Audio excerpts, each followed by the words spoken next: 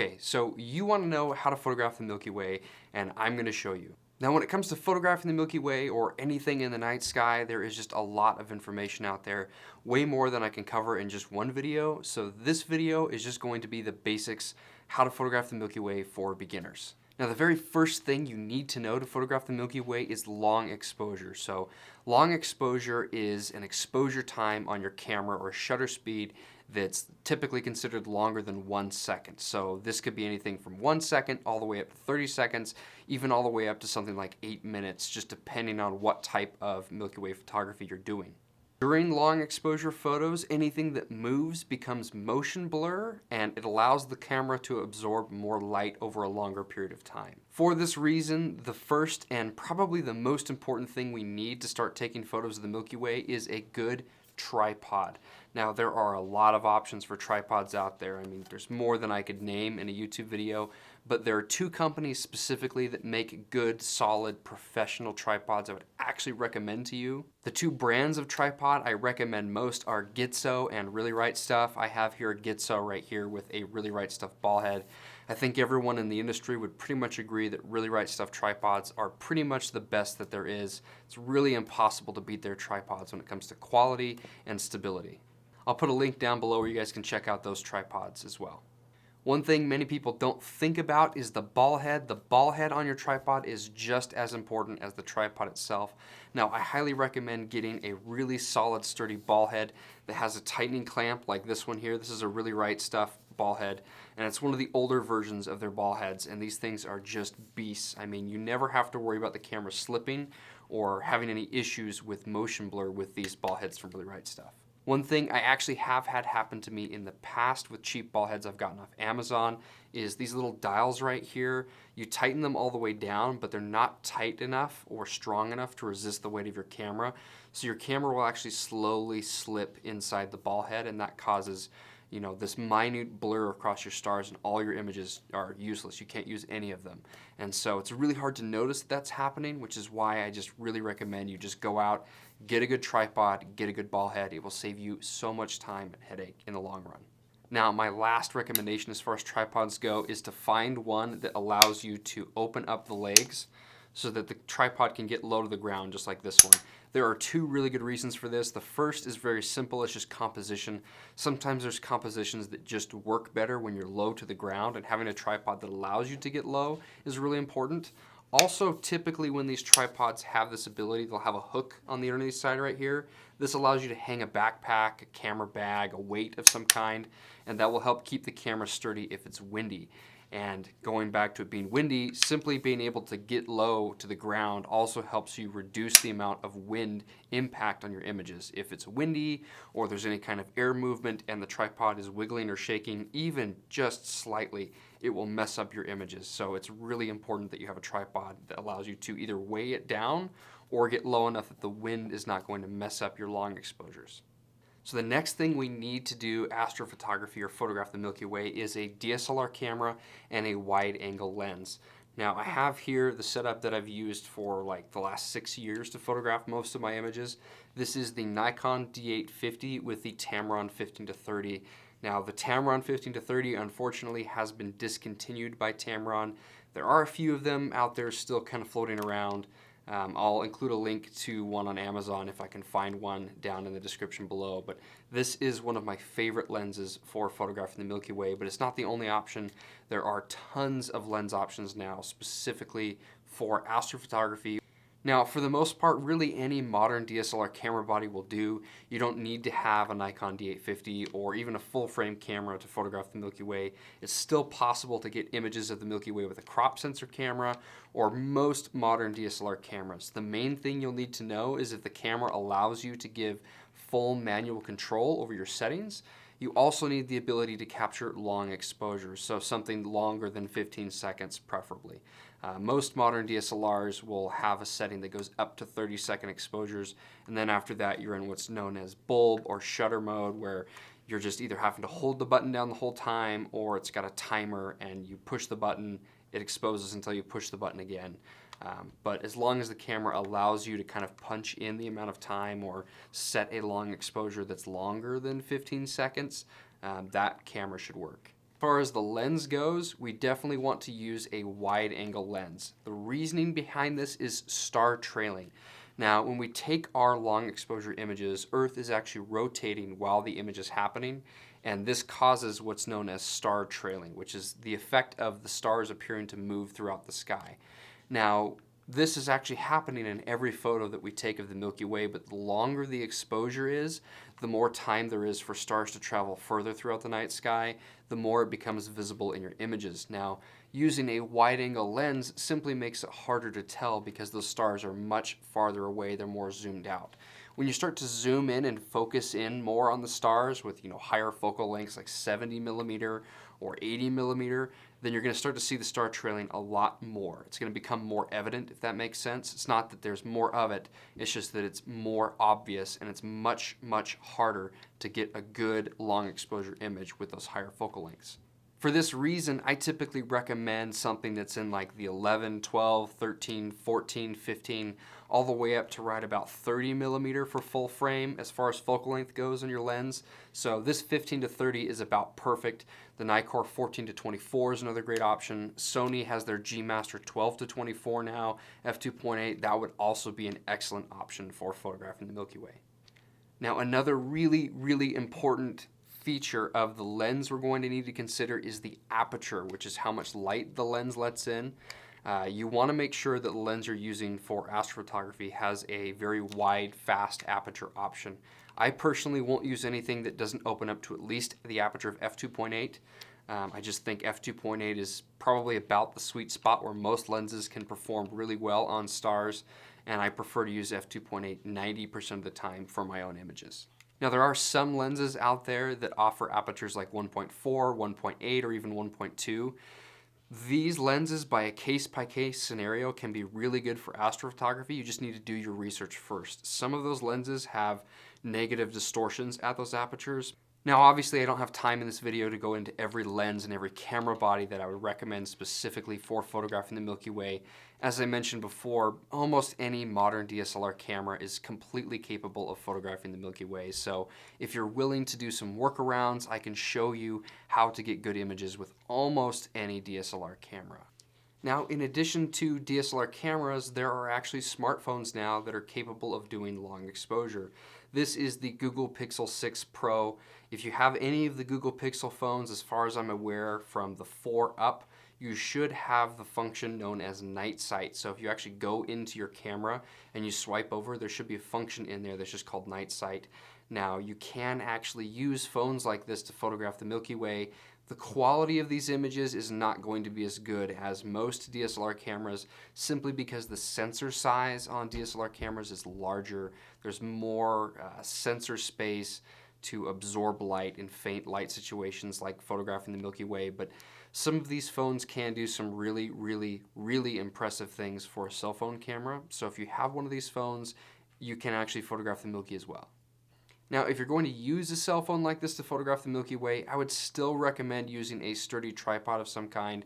You're going to need some kind of mount in order to mount the phone to a tripod.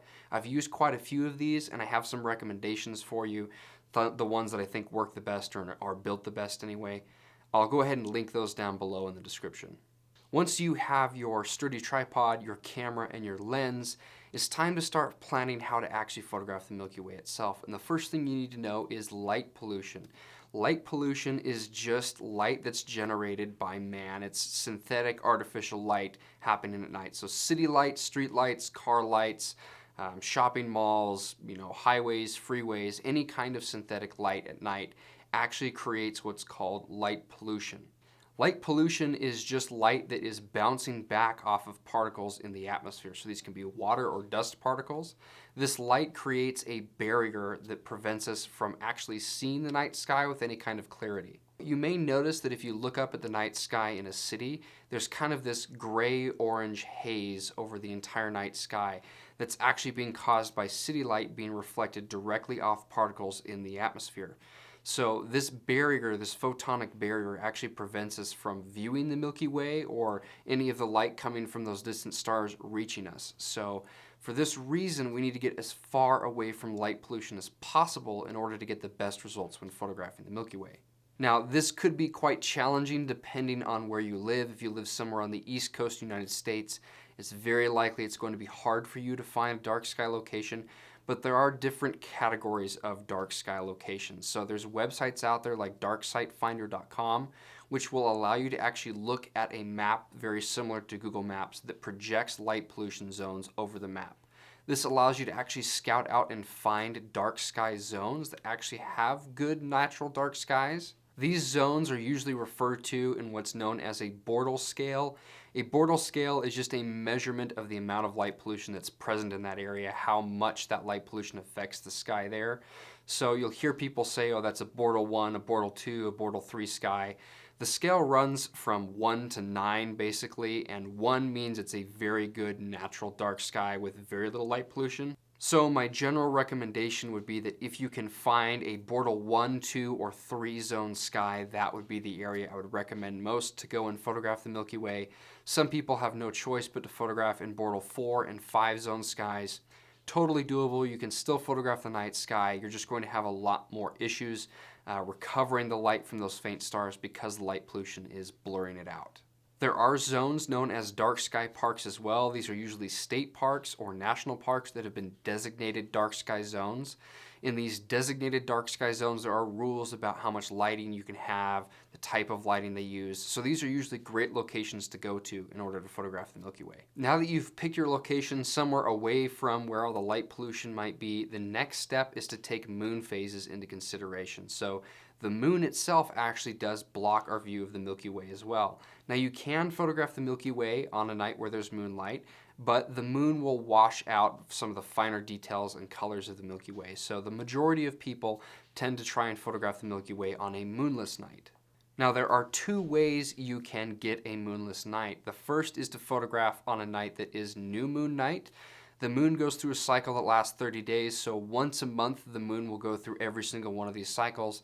One of the phases in that cycle is new moon, where the moon is completely obstructed by Earth's shadow.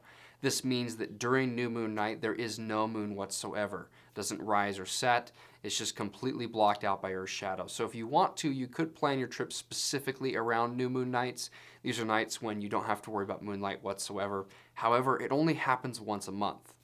Personally, I prefer to try and schedule my dates around times when the moon will not be rising or setting during the time frame that I'm photographing, so this means the moon is on the other side of the planet and I don't have to worry about moonlight affecting my images, which happens quite frequently throughout the month. Now you can coordinate this by figuring out what time the moon rises and what time the moon sets. So for example, if you plan on shooting the Milky Way and you know that it's going to be in the sky at 1 a.m., but the moon rises at 1 a.m., probably not a good night to photograph the Milky Way because the moon is going to be rising at the same time you're trying to photograph the Milky Way. But if you know that the moon rises at 6 a.m. and doesn't set until 6 p.m., you know that it will only be up during the daytime and it will not be visible at all at nighttime. This means you have the entire night to photograph the Milky Way with no moonlight. It is important to note that moonlight actually curves around the atmosphere as well, just like sunlight at sunrise and sunset. So you do have a moonrise and a moonset effect. This means within about an hour of the time frame that the moon's going to rise or after it's set, you're still going to have some moonlight casting into your night sky. So it's important to try and avoid those zones, meaning if you plan on shooting at 1 a.m. but you know that the moon rises at 3 a.m., you're not actually going to be able to photograph anything at 2 a.m., if that makes sense, because at 2 a.m. the moonlight's going to start to wash out the Milky Way and it's not going to rise until 3 a.m., but it's still going to have an effect on your images. There are a lot of ways to check moon phases. You can just Google them and see what the moon phases are. There's hundreds of apps out there that will tell you what moon phase is happening, when the moon rises, when it sets. My favorite app for this personally is the app PhotoPills, which is a paid app available for both iOS and Android. I'll leave a link down here in the description. That is by far the most effective app for tracking these kinds of things. It's got more information than you would ever need specifically for photographing the Milky Way. It's a very, very useful tool. So you have all your camera equipment, you've picked a good dark sky location, and you know what night you want to visit where there's no moonlight. Well, you still need to know what times of year and alignments are possible with the Milky Way. So the Milky Way actually appears in different parts of the night sky depending on the time of year because of Earth's rotation. So The Milky Way itself will not always be in the same part of the sky, and in some areas it's not visible during certain seasons. Now, this is drastically different for people based on your location in the hemisphere. So if you're located in the northern hemisphere, it's going to be very different for us than it is for people in the southern hemisphere. I'm located in Utah in the United States of America. Here in the northern hemisphere, we have a very specific set of months when the Milky Way core is actually visible. Inside the PhotoPills app, there's actually a function called augmented reality. This is by far my favorite tool that I've ever used as an app on any phone. This is the most useful tool for photographing the Milky Way, hands down. What it does is it opens your phone's camera and then projects the Milky Way into the image. And you can actually punch in any date and time you want to use, and it will show you where the Milky Way will be at what time. You can swipe through time and you can see the exact alignment. It's an actual augmented reality. So this will actually allow you to plan compositions. You can see, okay, the Milky Way will line up with this arch at this time, and then you don't have to waste time going back and forth. You just go, you know when it's going to line up, and you can be there at the exact right time to get the exact shot that you want. So once you have all the planning done and you actually make it to your location to photograph the Milky Way, there are a few things that we need to do to our camera to make sure we're able to get Milky Way images. The very first is we need to make sure that we have any kind of autofocus setting turned off. Autofocus will not work at night. It'll actually be extremely frustrating because it will just sit there and focus seek forever and ever and ever, and will never ever find focus. So you need to make sure you have your camera's autofocus settings turned off. Now we also need to put our camera into full manual control mode. This is because any functions like aperture priority or shutter priority, they're based on the camera metering, which means the camera is actually trying to measure the amount of light that's happening, but there's just no way when it's pitch black for the camera to do that. So it just won't work. It's best if we just set the camera to manual mode and then we have complete control over our exposure triangle. Now, once all those things have been done, we're going to need to mount our camera to the tripod. Now, in order to do that, you're going to need like a bracket of some kind that adapts your camera to your tripod. So there's a lot of different brackets out there. I'll link some L brackets down here in the description that I recommend. L brackets allow you to mount the camera horizontal and vertical, which for some of you that are shooting specifically for social media, that is extremely useful.